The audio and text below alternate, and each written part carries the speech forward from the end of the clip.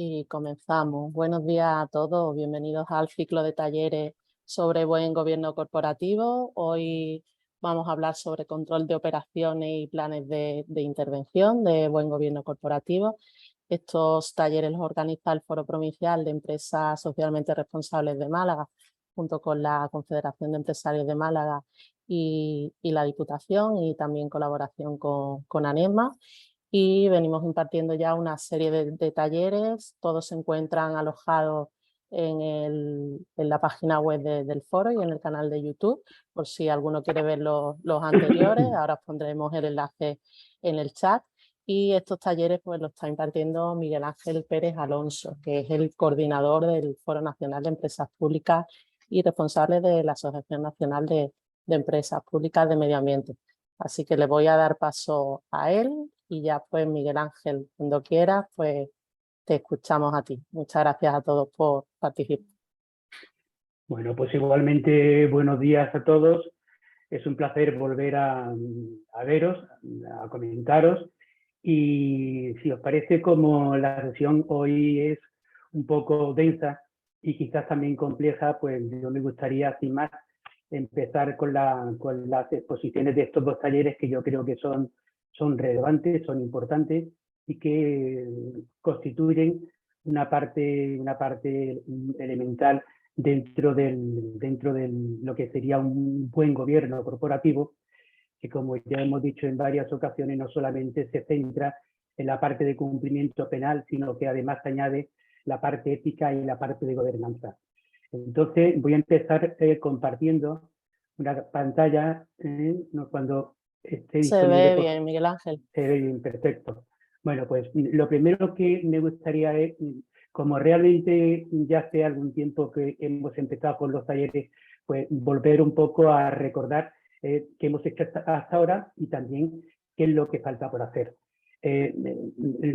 Recordar que esta experiencia se inició hace justo 10 meses en el seno de las jornadas técnicas de Chiclana, precisamente también un día 23 como hoy, y la idea era, bueno, pues marcar una serie de estrategias como para configurar empresas que fueran sostenibles, teniendo en cuenta esos tres ejes angulares que constituyen la ética, el cumplimiento y la gobernanza.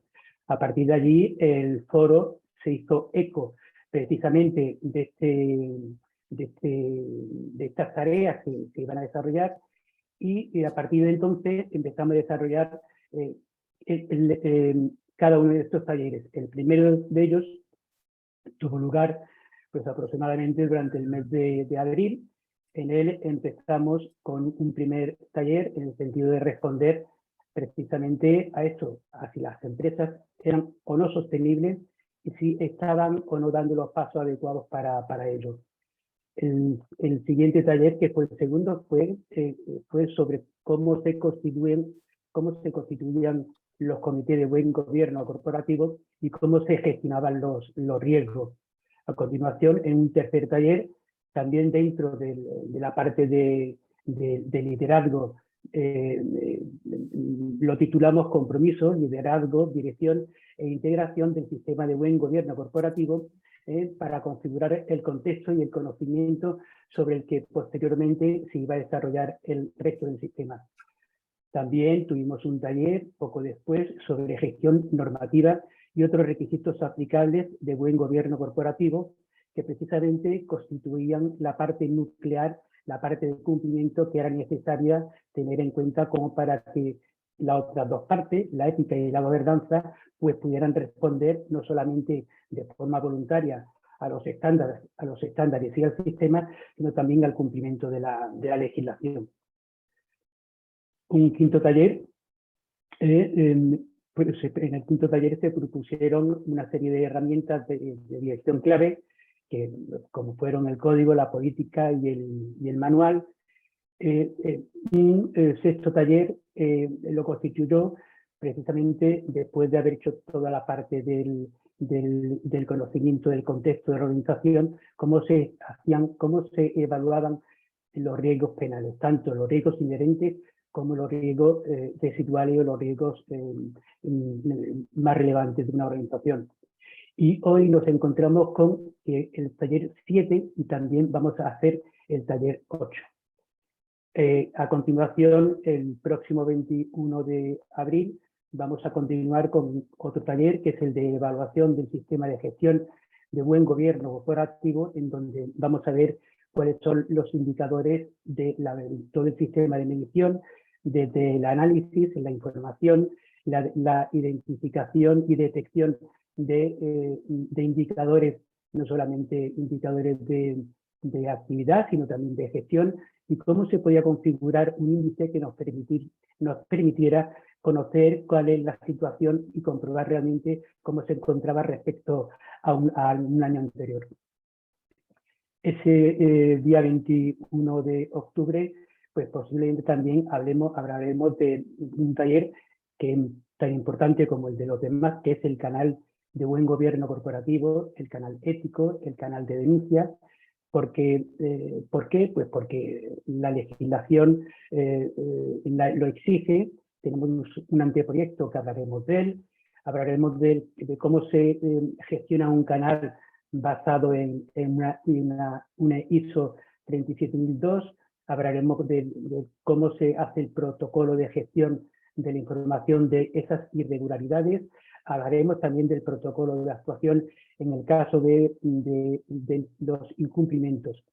El último taller será el taller 11, que posiblemente se tenga sobre el día 11 de noviembre, y aquí vamos a hablar finalmente de todas las actividades de soporte del sistema, desde las auditorías de cumplimiento, auditorías internas, también hablaremos de formación, concienciación, capacitación, la parte de recursos. ¿Para qué? Pues para finalizar con ese mismo día también ofreciendo un manual directivo que va a contener toda la información que durante todos estos talleres se han puesto en marcha. Ese mes de noviembre se hará también la entrega de este dossier, de este manual directivo, y faltaría un taller número 12, que sería el taller de la certificación por una empresa externa, ¿no? En esta ocasión yo me voy a limitar simplemente a que, como el sistema es un sistema que tiene varios estándares que aplican, pues que sean las propias empresas quienes determinen exactamente cuál es el nivel de certificación externo que quieren hacer y que concreten exactamente el estándar por el que se quieren certificar. Bien, entramos ya en materia sobre este taller. Entonces lo primero que voy a hacer es volver a centrar un poco en qué situación estamos y de qué vamos a hablar hoy. Volvemos a ver realmente el sistema que tiene tres ejes que son angulares, que hay un eje central que es el de cumplimiento, por supuesto del Código Penal, pero también de la norma española que gestiona de una forma práctica los compromisos y las obligaciones del Código Penal.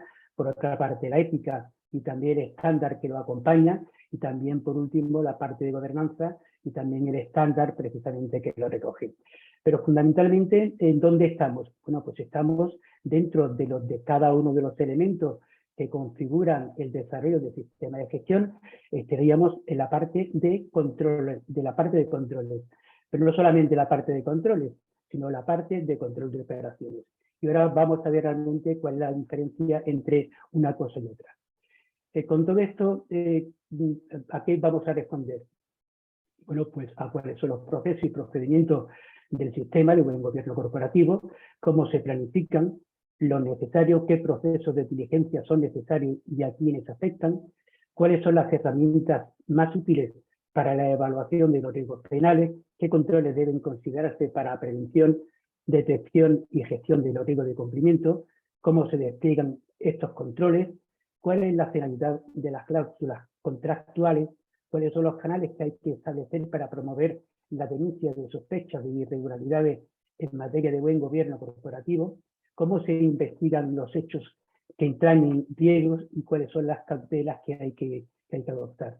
Con todo esto, como digo, aparecerá en el dossier que ya hemos preparado y de esta manera el dossier tendrá pues, un contenido que de alguna manera va a coincidir con lo que aquí se expone hoy. Bien, dicho esto, entramos en la parte de control de operaciones tal como se establece en el Código Penal y en la norma. Lo primero que tenemos que tener en cuenta es que una cosa es el control, que no solamente es un control preventivo y que afectan o que responden a las normas, procedimientos, medidas preventivas, formación al propio comité, acciones de mejora. Hay también controles que se centran en la parte de detección y también hay controles que también se centran en la parte de exención. Esto no significa que en estos momentos nos vamos a centrar en la parte de controles, pero en la parte de controles operacionales. ¿Y qué son realmente estos? Pues son aquellos que nos van a permitir planificar e implementar y controlar los procesos clave para cumplir con los requisitos del sistema.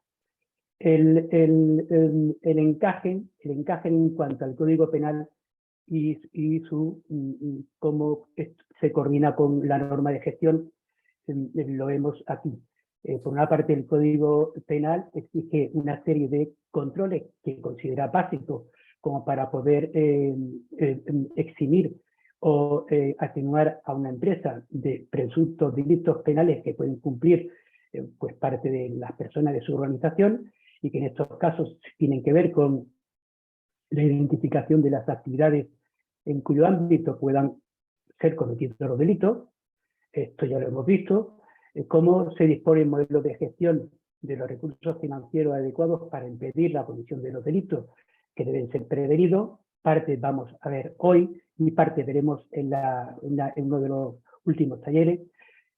Cómo se imponen obligaciones de informar de posibles riesgos e incumplimientos al organismo encargado de vigilar el funcionamiento y la observancia del modelo de prevención, cuál es el sistema disciplinario que ha de sancionar adecuadamente el incumplimiento y, por último, la realización de verificaciones periódicas a través de un modelo de auditoría, de un modelo de control y de seguimiento del sistema. Vemos que esto tiene una correspondencia con una norma de gestión que permite de una forma mucho más ágil de establecer procedimientos de gestión para precisamente cumplir con lo que establece el Código Penal. Los de diligencia debida, controles financieros, procedimientos de comunicación de irregularidades, procedimiento disciplinario y, por último, proceso de auditoría y de revisión. Salvo el último, de auditoría y de revisión, hoy vamos a ver los cuatro primeros. Bien, volvemos a ver un poco el marco en que nuevamente vamos a trabajar. Y hemos hecho controles que son transversales, pero fundamentalmente vamos a ver los controles que son de operaciones. Y aquí, según el esquema de gestión, ¿en dónde estaríamos? Bueno, pues nos volvíamos a situar en la parte, ya hemos visto todo el contexto, conocemos o vamos a ver la planificación y vamos a actuar. ¿Cómo vamos a actuar? Pues en el marco de las operaciones y de los controles y de los procedimientos que nos van a permitir precisamente cumplir con lo que nos exige el sistema.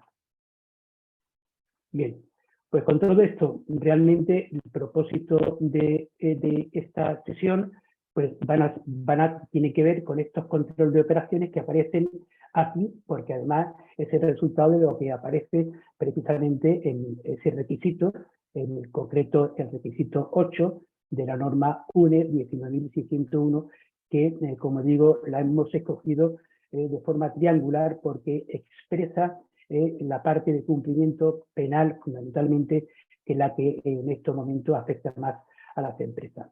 Planificación y control para conseguirlo, diligencia debida, controles financieros y no financieros, cláusulas contractuales, controles preventivos y comunicaciones para detectar irregularidades y la investigación y la comunicación serían aquellos sobre los que vamos a ver en este momento.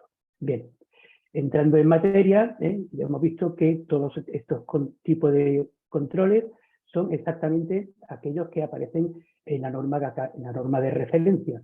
Vuelvo a repetir, una cosa son controles operacionales y otra cosa son controles que son preventivos o nos pueden permitir desarrollar el sistema y que van más allá de lo que aparece en estos requisitos. ¿Por qué?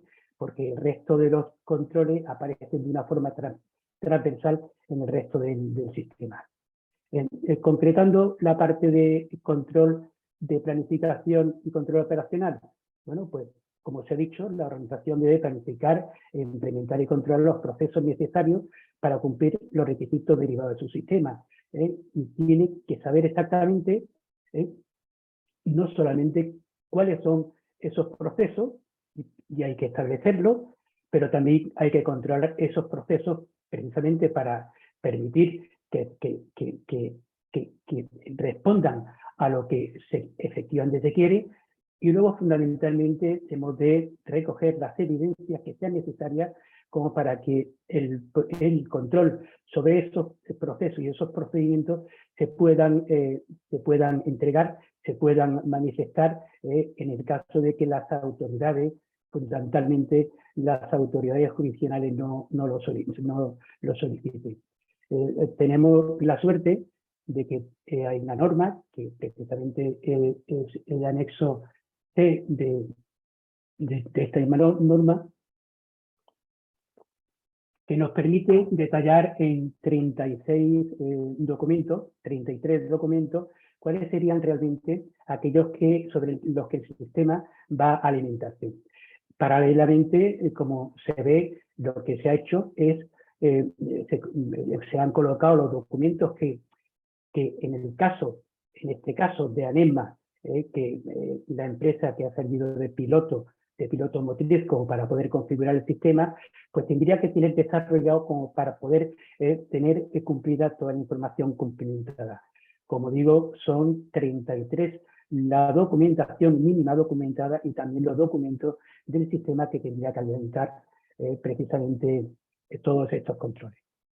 Bien, pasamos a otro que sería el proceso de diligencia. Ser exhaustivo, controlar con eficiencia,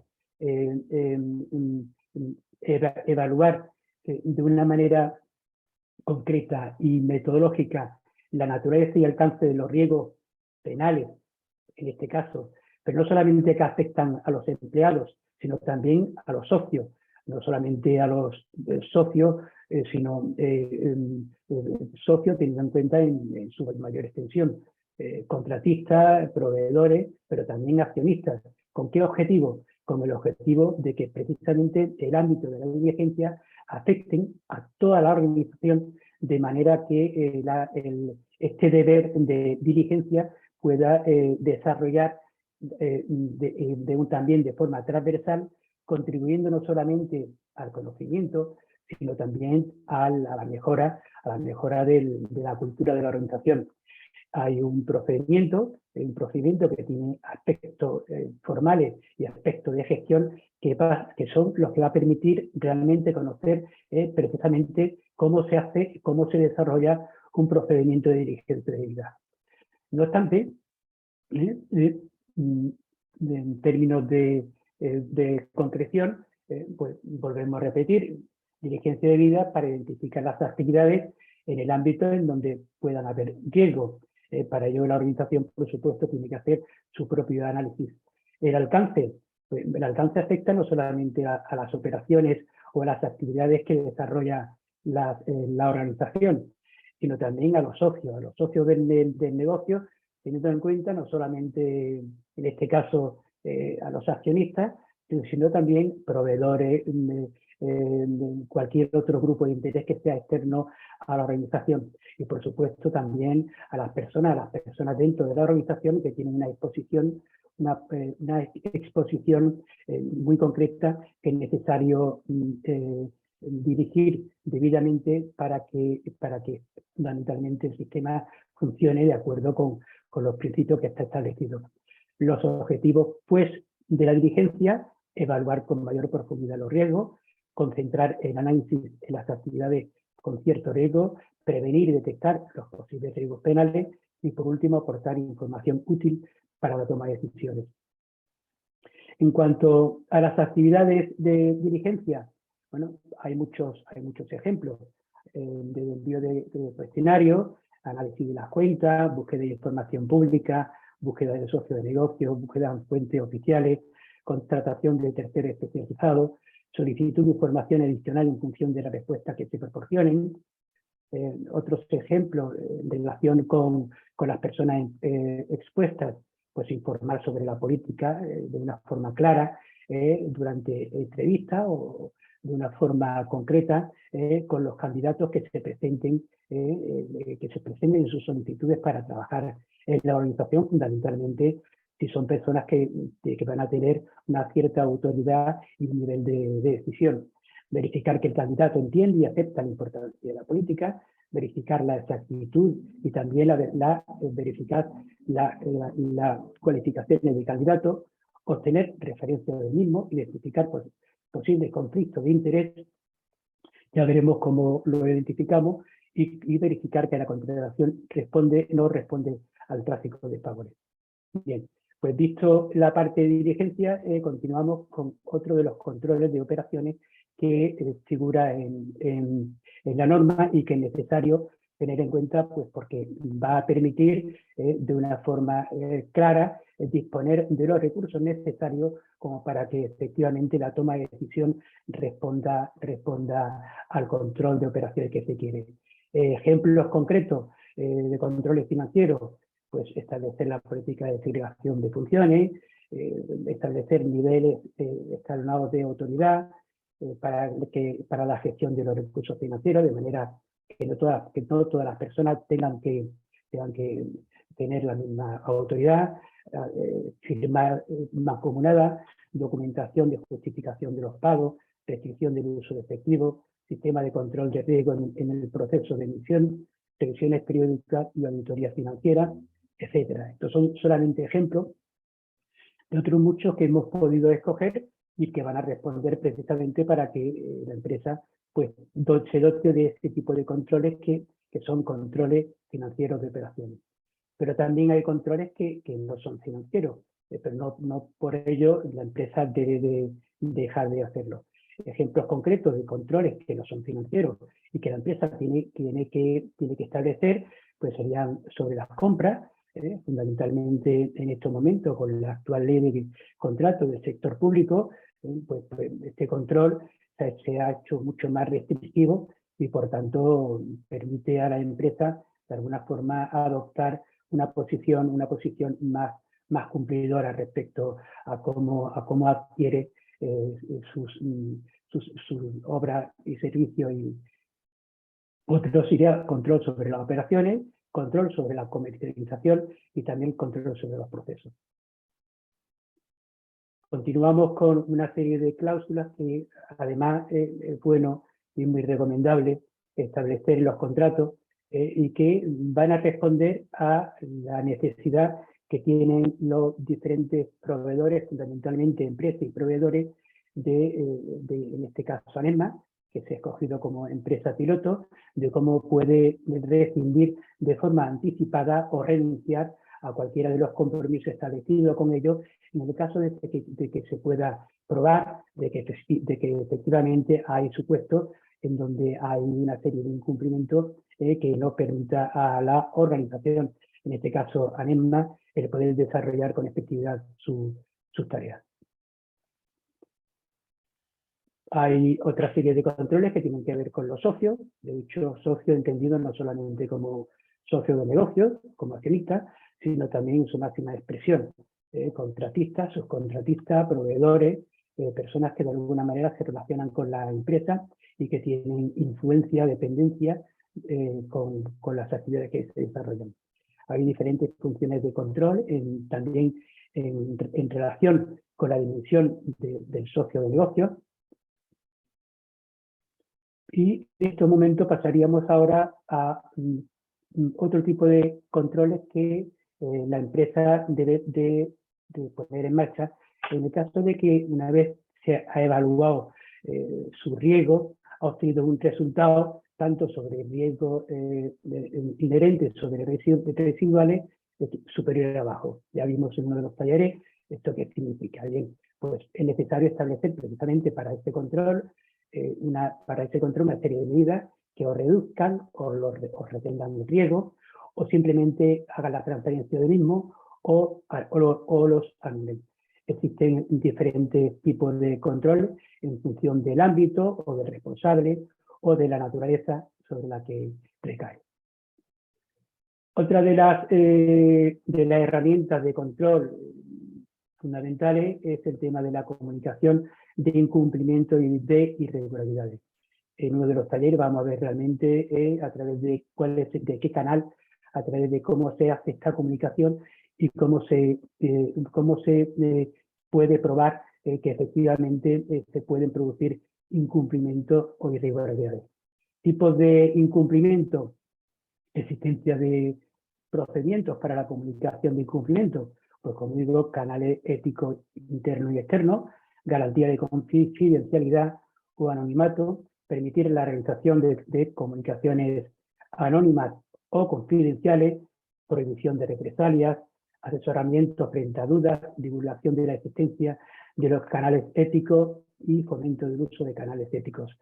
Vamos a ver en el taller, creo que 10, precisamente la regulación jurídica de cuáles son las exigencias obligatorias de incorporar en las organizaciones que tengan 50 o más trabajadores, precisamente estos elementos que permiten evitar los incumplimientos y cómo además las empresas tienen el deber también de investigarlo.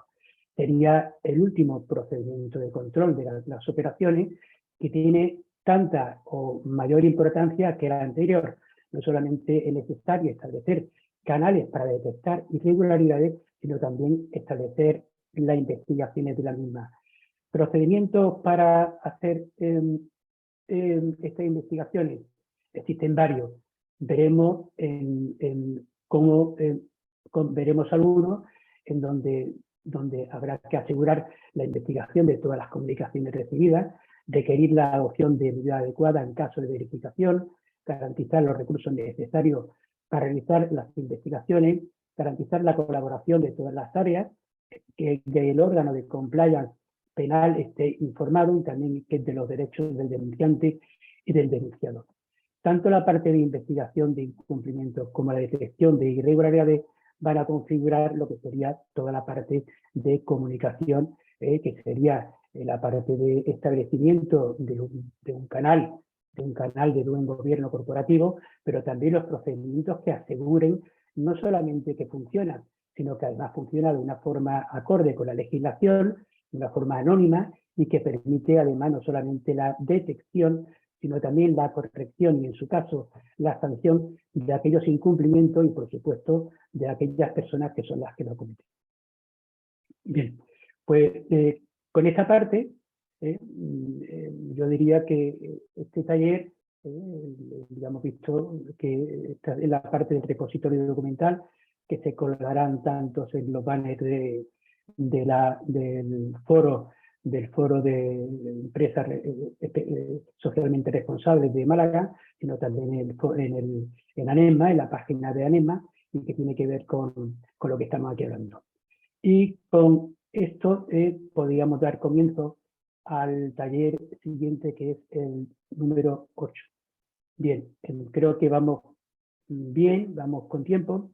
La idea es, como máximo, terminar a las 11, pero si es posible, acortar las sesiones, porque, como digo, las diapositivas están llenas de contenido, van a desplegarse y van a estar a disposición de las personas que lo solicitan, pero no solamente de estos dos talleres, sino, como ya se ha dicho anteriormente, del resto de los talleres, tanto de los que ya hemos desarrollado como los próximos que vamos a desarrollar. Si os parece, voy a dejar de compartir. Voy a volver a compartir, en este caso, el taller número 8. No sé si se está viendo. Sí, se ve, Miguel Ángel. Aprovecho para comentar, he puesto en el chat el enlace al repositorio y también a los vídeos que ya se han impartido anteriormente, a los talleres. Miguel Bueno, Ángel, pues puedes seguir. voy a seguir. Voy a tomar un traguito de agua, un traguito corto de agua, y vamos a ver si somos capaces de ser tan eficientes y terminamos el taller quizá en menor tiempo que el anterior. Bien. Vamos a ver ahora planes de intervención de buen gobierno corporativo y, por supuesto, también vamos a utilizar los planes para incorporar medidas antifraude que las organizaciones interesadas y las organizaciones que tienen interés en recibir o ser receptoras de los fondos de cohesión de la Unión Europea, precisamente ahora por exigencia de una orden HCP de 29 de septiembre, que gestiona los sistemas de recuperación, transposición y resiliencia, pues obligan a tenerlo. En este caso, ¿qué hemos hecho? Pues hacer el plan de intervención que nos obliga el sistema, pero vuelvo a decir, es un sistema que tiene un triple eje, la ética, el cumplimiento y la gobernanza, y vamos a ver cómo hemos organizado la información como para poder aprovechar toda la estrategia y toda la metodología, incorporando las medidas antifraude que por ley tienen que tener las empresas que sean receptoras o benefactoras de estos fondos de cohesión de la Unión Europea. Bien, volvemos a encajar, a ver realmente en dónde estamos en estos momentos. Bien, si anteriormente estábamos en el requisito, uno de los requisitos, fundamentalmente en el 8, aquí volvemos al 6, en el sentido de que el 6 era un requisito de norma cuya metodología hemos utilizado desde la UNE ISO 31000-2018, una española para el establecimiento de indicadores, también el requisito sexto de esta norma 19001. Pero realmente volvemos al punto 6. Pero en este caso, ¿para qué? No para evaluar riesgo de compliance, ni tampoco para establecer acciones para abordar los riesgos de compliance, sino para establecer los objetivos de cumplimiento y también la planificación para poder alcanzarlos. Bien, ¿qué debería responder este taller? ¿A qué respondería? Bueno, pues a cuál es el contexto que debe analizarse antes de elaborar un plan de medida de buen gobierno corporativo, y ahora lo veremos en la metodología, cuáles son las justificaciones normativas que exigen la implementación de los planes de prevención, detección y corrección de esta medida, a qué procesos afecta, cuál es la metodología y estructura elegida para alcanzar los objetivos de buen gobierno corporativo, cuál es la planificación que debe llevarse a cabo, qué tipo de objetivo debe completar el plan de medidas, cuáles son los criterios, cuáles son los elementos, cómo debe de realizarse el seguimiento, la revisión y la comunicación. Por tanto, cuál es la ficha de gestión que nos va a permitir tener en acción el plan, cuáles son los indicadores no solamente tácticos, sino indicadores de desempeño del propio plan que nos van a permitir conocer y saber en qué momento estamos, y por supuesto cuáles son las medidas antifraude de recuperación, transposición y resiliencia acorde con la orden referida, y cómo se integran los planes de medidas de buen gobierno corporativo con los contemplados en esta orden. En definitiva, vamos a tener un contenido que aquí se expresa, que de alguna forma también se incorporará en el manual que se está preparando, manual directivo, en donde se va a hablar de una forma pormenorizada de cada uno de los contenidos de este taller. Bien, vamos a volver a contextuar en dónde estamos. En este momento volvemos a ver cómo el Código Penal, en el 31 bis 5, numeral 3, exige una serie de modelos de gestión de recursos financieros adecuados para impedir la comisión de los delitos que deben ser cometidos. Y esto, finalmente, además lo centra a cómo deben ser los objetivos de prevención de los delitos y la planificación para lograrlo. Por tanto, volvemos a ver cómo tanto el Código Penal como la norma de gestión 19.601, incluso algunos comentarios informativos que aparecen en la propia circular general, nos permiten llevar a efecto. Por tanto, el aspecto legal necesaria para acometer lo que estamos haciendo, en la parte de gestión, volvemos a resituarnos en donde estamos, volvemos a estar dentro de la parte de evaluación de riesgo, en la última parte. ¿Cuándo? Pues cuando los riesgos ya son importantes, ya no solamente se han evaluado, sino se han reevaluado, pues hemos de tener planes que intervengan con el fin de poder reducirlo o poder eliminarlo o transferirlo. Bien, vamos a ver el esquema metodológico que hemos utilizado para el plan. Es un esquema metodológico de gestión y finalmente lo que nos exige los estándares de referencia metodológico pues son precisamente las partes que están con el color amarillo. De todas formas, como os he dicho, para poder llegar al plan, hemos tenido que hacer una planificación que tiene que ver con toda la parte desarrollada en el contexto. Esto ha incluido el análisis de los riesgos y oportunidades, por supuesto, aquello que tiene impacto penal en función de las actividades que desarrollamos o de las relaciones que mantenemos con cualquiera de los socios del negocio. Hemos hecho un análisis, hemos evaluado los riesgos con los criterios de probabilidad e impacto. Esto nos da un resultado, un mapa de riesgos inherentes a los que hemos establecido una serie de medidas de control. Medidas de control que no son solamente la medida de control de operaciones que hemos visto anteriormente. En este caso serían medidas de control de operaciones como para mantener los riesgos que hemos considerado que son inherentes. A partir de ahí hacemos una siguiente reevaluación de los riesgos en donde utilizamos nuevos parámetros como son control y materialización, y en este momento sí que estamos en disposición de establecer planes que contribuyan precisamente a la detección, eliminación y corrección de aquellos posibles riesgos que se pueden materializar. Esto es lo que llamamos planes y objetivos, que por supuesto están integrados por objetivos que son generales, pero ya veremos también que son estratégicos y tácticos, y vamos a ver también cómo se establece el plan para alcanzarlo. Por tanto, tendremos claro que los objetivos que tengamos que desarrollar deben de ser coherentes con lo que se ha establecido en la política, que ya vimos en uno de los talleres como uno de los elementos fundamentales, y que son los resultados de la evaluación de los riesgos, que además son medibles, que son verificables, que son comunicados y que además están actualizados.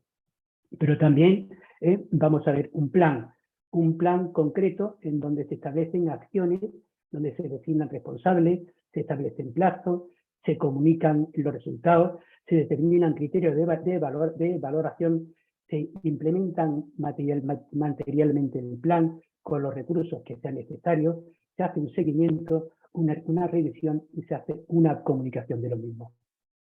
Bueno, pues dicho esto, vamos básicamente a hacer un análisis de los objetivos. Muy básico, porque realmente las estrategias para el establecimiento de los objetivos están muy relacionadas con lo que sería el desarrollo de planes estratégicos de tipo general. En este caso, el impacto, el enfoque, es un enfoque de cumplimiento que veremos cómo también se encaja en los planes estratégicos de tipo general.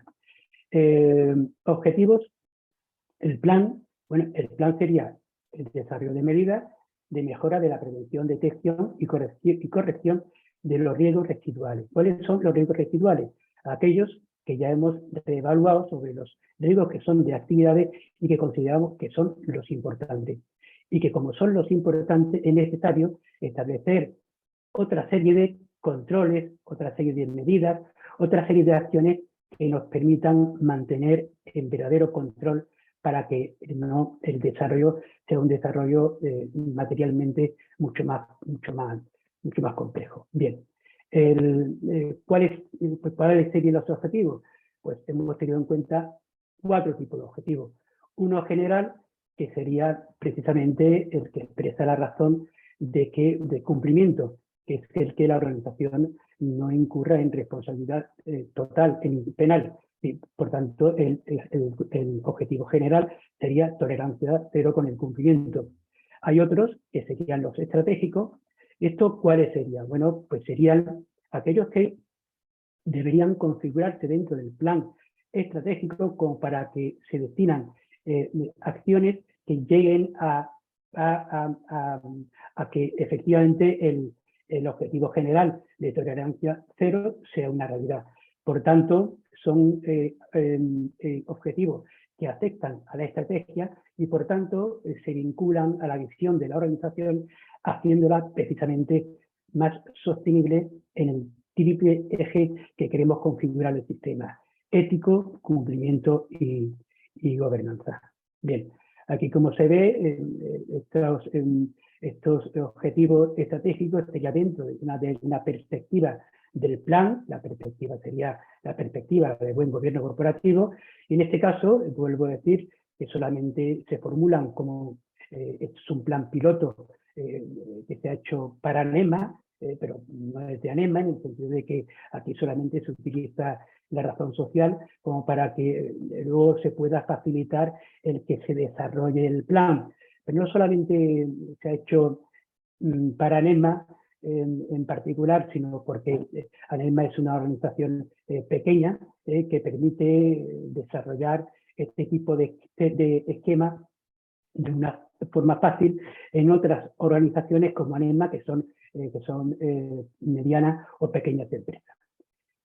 Bien, a continuación tendríamos un tercer y cuarto nivel de objetivos, que serían los tácticos y operacionales.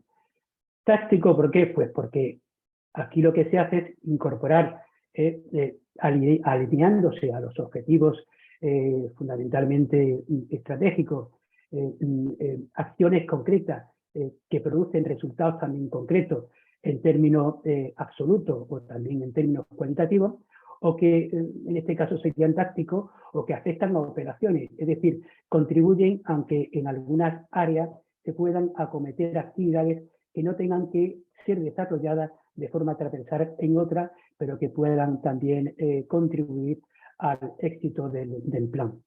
Bueno, teniendo en cuenta este tipo de esquemas, lo importante no solamente es la detección y el establecimiento, sino también la gestión, la revisión y la comunicación, y por supuesto el permanente estado de seguimiento. Bien, hablemos entonces de ese plan. Bueno, el plan que ha hecho ANEMA es un plan que tiene una serie de apartados: justificación, metodología, objetivo general, objetivos estratégicos, objetivos tácticos, desarrollo y seguimiento, el plan, cuál es el plan real, y luego cuál es la comunicación del mismo. Y sin más, continuamos con, en primer lugar, la justificación normativa.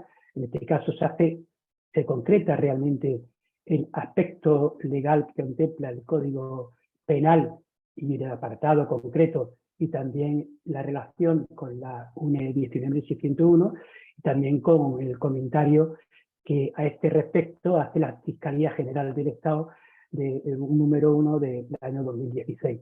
Bien, una vez que tenemos la justificación, ya hemos hablado de la metodología, que la metodología es una metodología de gestión que responde precisamente al conocimiento del contexto, a los deberes de liderazgo, como para poder desarrollar acciones que puedan permitir el análisis y la evaluación no solamente de los riesgos y oportunidades, sino aquellos que tienen impacto penal, como hemos aplicado los parámetros que nos permitan conocer los riesgos inherentes, cómo hemos vuelto a reevaluar aquellos para conocer realmente cuáles son los importantes, cómo hemos hecho el plan, cuáles son los objetivos y fundamentalmente cuáles son las características de los objetivos y cómo ha de hacerse el plan para establecerlo. El objetivo general, en este caso, del plan de ANESMA, pues es, como os he dicho, tolerancia cero. Aquí en esta diapositiva pues se tendría en cuenta todos los elementos que contribuyen a la gestión, en este caso, del plan.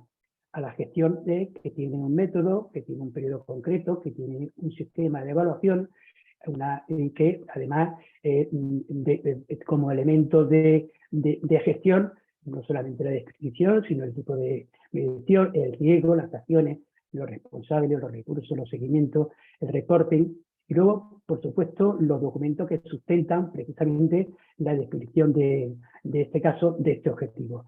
Vamos a ver finalmente en la hoja de cálculo cómo esto se despliega y cómo se hace fácil lo que es el manejo de la información, pues porque la hoja de cálculo permite pues, tener unos resultados que se pueden desarrollar con facilidad.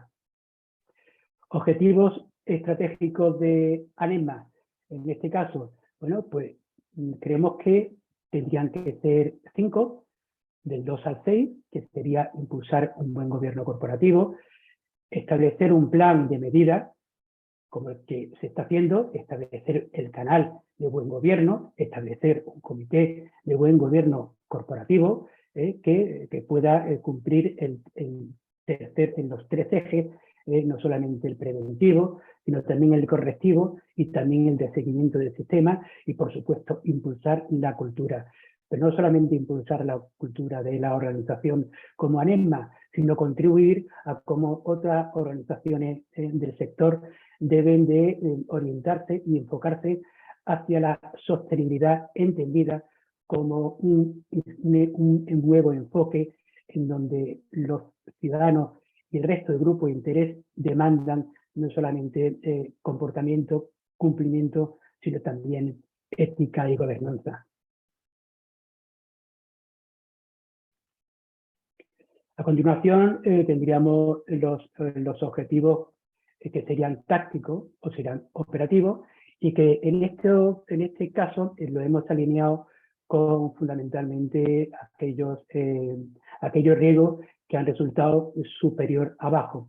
Por tanto, en este caso, con independencia de que ya veremos que hay acciones que no solamente tienen contenido de control penal, sí que efectivamente el enfoque ha sido precisamente este.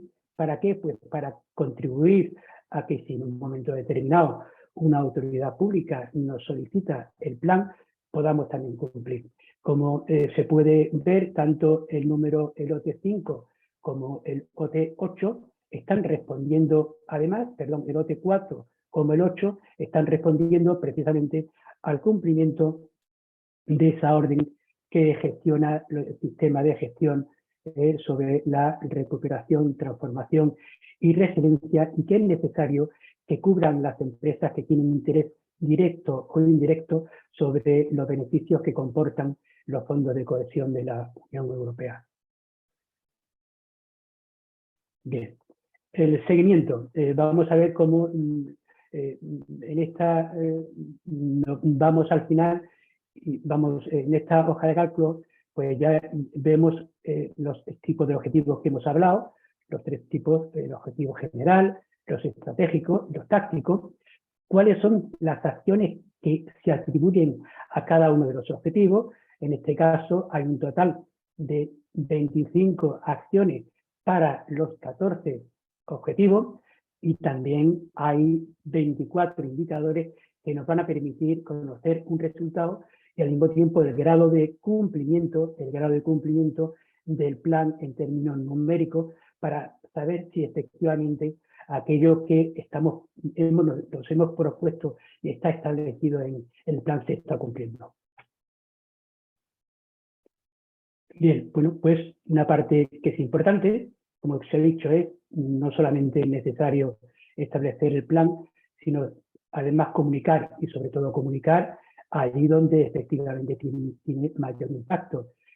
Y sobre todo cuando parezca interesante incluso hacerlo de una forma voluntaria para que se sepa que una organización, en este caso como ANEMA o cualquiera otra que se considera sostenible, pues que tenga un plan que puede o entregarse o explicarse para que se comprenda o simplemente colgarse en la página web dando a conocer cuáles son los resultados. Esto permite no solamente tener una máxima transparencia, sino además responder con el Código Penal, responder con las normas que gestionan esos aspectos del Código Penal, pero también responder con la ley. Recuerdo que la ley de transparencia exige a las empresas el que presenten sus planes de acción. Esto lo viene diciendo desde el año 2013. Bien, una vez dicho esto, ¿qué tenemos? Bueno, pues lo que tenemos es el plan.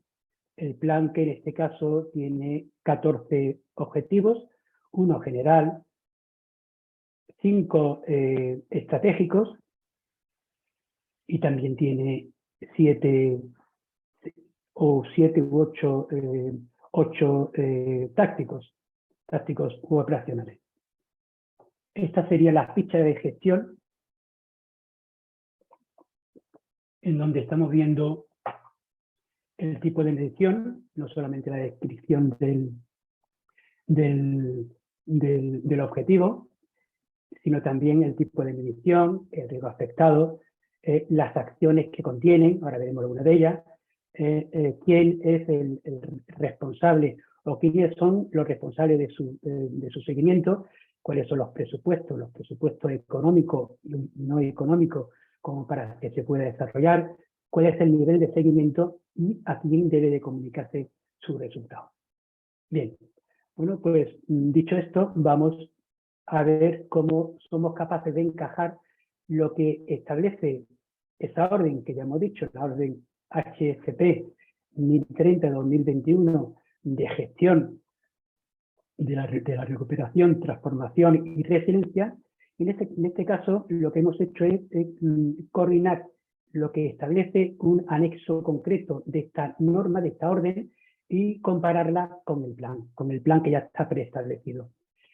Como se va a ver en la metodología, va a ser la misma, únicamente que en su momento se incorpora lo que se establece este anexo. ¿Y por qué este anexo? Porque en este anexo precisamente viene la medida genérica que sobre el conflicto de interés y sobre el fraude y la corrupción han de tener las empresas que quieran desarrollar sistemas que les permitan el acceso a los fondos de la Unión Europea. Bien, el esquema es un esquema que es un esquema también de gestión. Por supuesto, en este caso se obvia toda la parte anterior al establecimiento del plan. Simplemente nos quedamos en las actividades previas. Por supuesto, continuamos en este caso con la normativa sobre los planes, que ya no solamente aquí contribuyen a la respuesta que nos obliga el Código Penal y también las normas y los estándares nacionales y también europeos, sino también con esta orden HCP 1030 de 2021.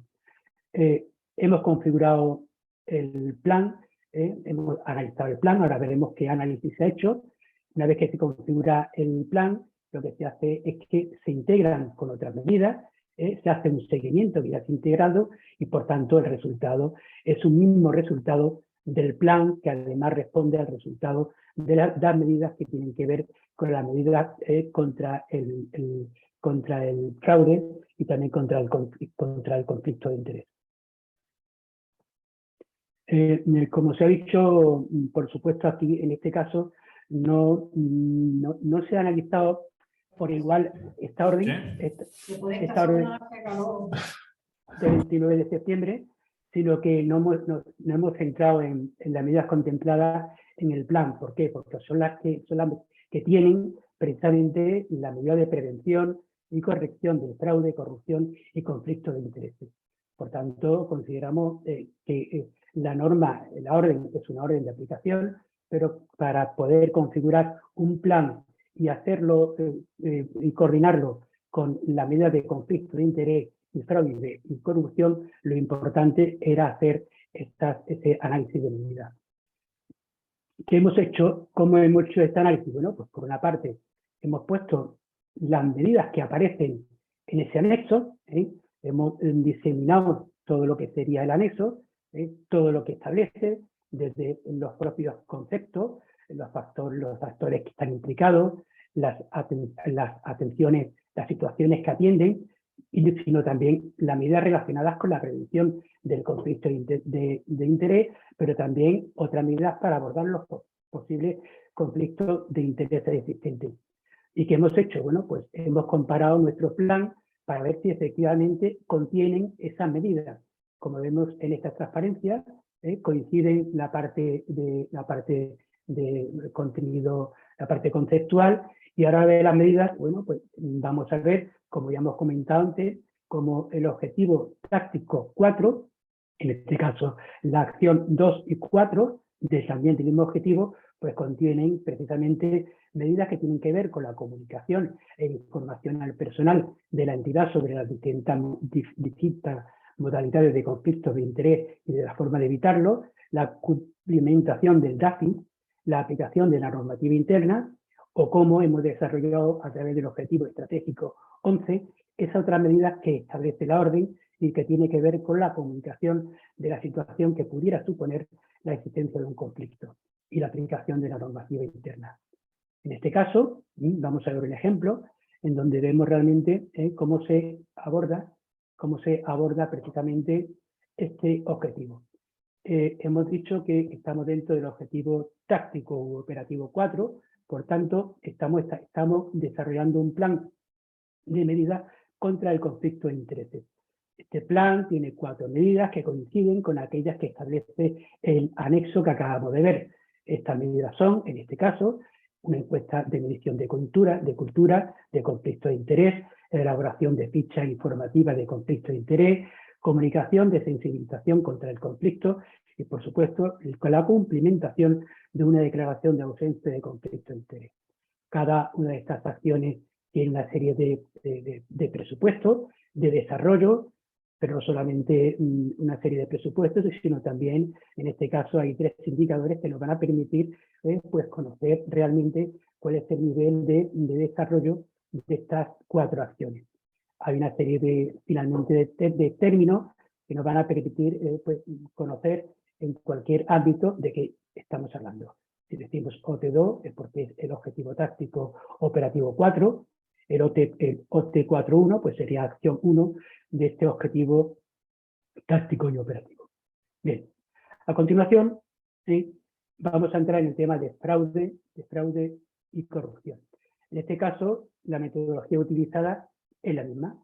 Es decir, por una parte hemos analizado con mucho rigor cuál es el contenido de este anexo, en donde se detallan no solamente toda la parte conceptual de qué se entiende por fraude y corrupción, sino también cuáles son las medidas que tienen que ver con la prevención, detección y corrección del fraude y la corrupción. Aquellas que tienen que ver con el tema de la prevención, pero también otras que tienen que ver con el tema de la detección, de la corrección y también de la persecución.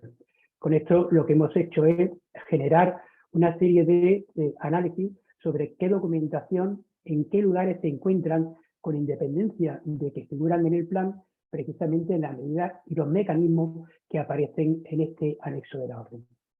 Finalmente, ¿qué tenemos? Bueno, pues tenemos algo parecido a lo que teníamos antes. En este caso es un objetivo táctico, en este caso el número 8, que es el plan, la descripción, es el plan de medidas contra el fraude y la corrupción. Tiene 3 acciones: la encuesta de medición de la cultura, la elaboración de la ficha informativa, la comunicación de la sensibilización y el fraude. Tiene 3 indicadores, y vemos cómo aparece toda la ficha de gestión para garantizar como en cada uno de los diferentes objetivos se hace un seguimiento, un control y una comunicación que se ofrecen a las partes que están interesadas. Bien, pues yo diría que con esta información. Ya vemos que efectivamente el plan es el mismo, no por haberse incorporado una nueva legislación, el plan cambia, pues que el plan tiene una misma metodología, tan solo que se incorpora una nueva legislación y que por tanto es un plan de intervención o medidas que responde no solamente a la ética, al cumplimiento, a la gobernanza, sino también a las medidas antifraude exigidas por la orden establecida por imposición de la Unión Europea. Finalmente, y para terminar, recordar que tenemos 2 talleres el próximo 21 de octubre. Vamos a ver cómo se mide, cómo se analiza, cómo se mide, cuáles son los indicadores que nos permiten evaluar si el sistema de gestión de buen gobierno corporativo, es decir, si las 3 líneas, los 3 ejes, ética, cumplimiento y gobernanza, están respondiendo. Esto lo vamos a hacer a través de una serie de indicadores, que son indicadores tácticos, pero también indicadores de gestión, y para que finalmente nos van a permitir, con un juego de ponderaciones de información, establecer un índice de mejora del buen gobierno corporativo en relación con su comparación con algún ejercicio anterior. Por último, el 21 de octubre tenemos la parte del canal ético, del canal de buen gobierno corporativo. Vamos a analizar de una forma muy detenida en la parte del contexto, la parte de la justificación normativa. Vamos a ver realmente desde cuándo y por qué se están produciendo obligaciones normativas por parte de buen número de legislación que obligan a la empresa a mantener este tipo de canal de comunicación, a pesar de que aún muchas de ellas no están, ¿no?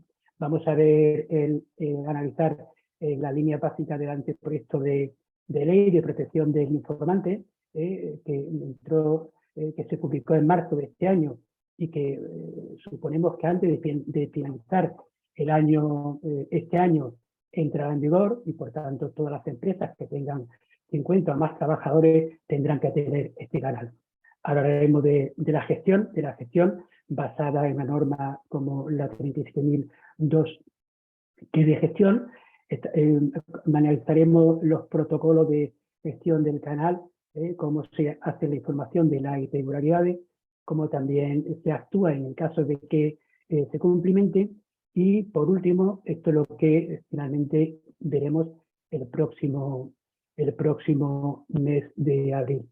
Y yo, sin más, y bueno, respondiendo al deseo de no extenderme más de lo necesario, pues inicialmente daría por concluido estos 2 talleres que sigo considerando que son ejes nucleares de lo que sería la implantación de un buen gobierno corporativo, que no solamente se centra en el cumplimiento, sino que además se nutre de la ética y también de la gobernanza.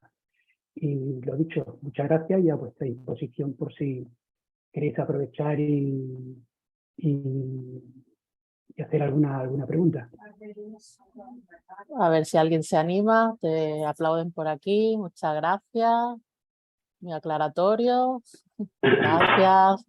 A ver si alguien nos quiere comentar algo y activarse el micrófono. O escribir por el chat, como queráis.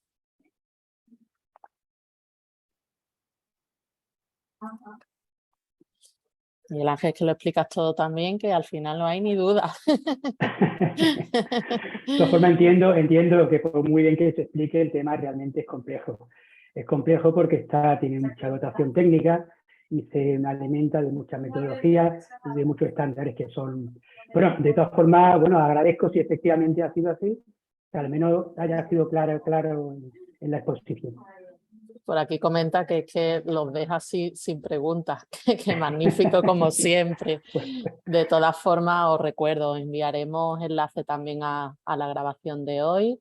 No obstante, como ya lo hemos comentado en el chat, están también los talleres anteriores por si alguno se lo perdió y lo quiere ver. Y nada, os animamos a los próximos, que como bien ha comentado Miguel Ángel, serán el 21 de octubre y el 11 de noviembre. Recibiréis, no obstante, también la información para dichos talleres. Pues muchas gracias a todos por acompañarnos y nos vemos en los próximos. Muchas gracias por el avance. A ti, Miguel Hasta la Ángel, próxima como y hasta la siempre, próxima. No, un como siempre, placer gracias a vosotros por vuestro tiempo. a todos vosotros por acompañarnos. Nos vemos en el próximo. Muchas gracias. Adiós. Adiós.